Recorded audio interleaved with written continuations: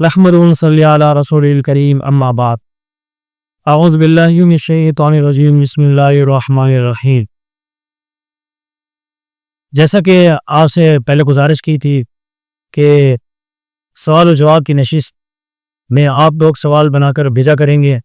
اپنا نام اور اپنا ایڈریس دیا کریں گے، ہم اس کا جواب جو ہے ویڈیو کی صورت میں دیا کریں گے۔ تو بھائی رستم صاحب کلر کہار سے سوال کرتے ہیں، پوچھتے ہیں کہ جادو کی حقیقت کیا ہے، اور دوسرا اگر وہ آدمی جادو کرتا ہے، کسی پر جادو ہوتا ہے مثال کے طور پر، تو آیا کوئی ایسا کوئی طریقہ ہے جس سے جادو وہ کرنے والے کا یا تعویذ کرنے والے کا پتہ چل جائے کہ جادو کس نے کیا ہے، بجبن جادو کس نے کیا ہے، کوئی ایسا پتہ چل سکتا ہے؟ تو بھائی رستم صاحب گزارش یہ ہے کہ دیکھیں جادو ایک حقیقت ہے، جادو ہو سکتا ہے اور اللہ کے نبی صلی اللہ علیہ وسلم پر بھی ہوا، اور اسی طرح جو ہے جادو کا انکار نہیں کیا جا سکتا۔ اور اس کے اندر یہ بھی ایک بات ذہن نشین کر لیں کہ جادو کے بارے میں لوگ جو ہے یہ بڑے مبالغہ کا شکار ہیں، جیسا کہ ہم نظر بد کے بارے میں آپ کو بتایا تھا، اسی طرح جادو کے بارے میں لوگ دو قسم کے لوگ موجود ہیں۔ ایک تو وہ ہے جو ہر چیز کو جادو سمجھ لیتے ہیں،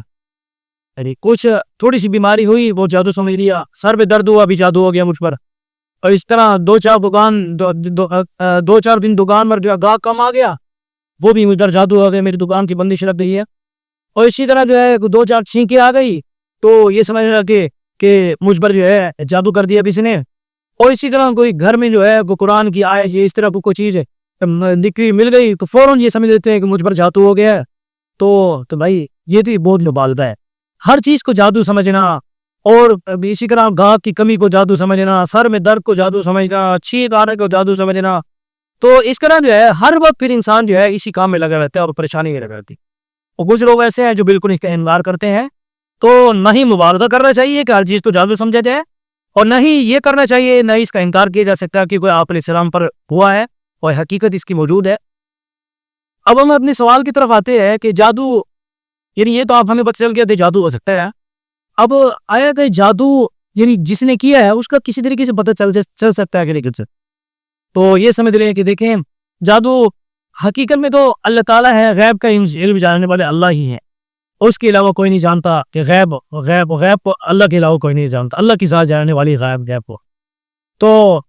اس کے اندر ہمیں پڑھنا ہی چاہیے، پہلی بات یہ ہے۔ اور عاملین حضرات جو ہے وہ کوشش تو یہی کرتے ہیں کہ ہاں وہ عام طور پر ان کو پتہ نہیں چلتا،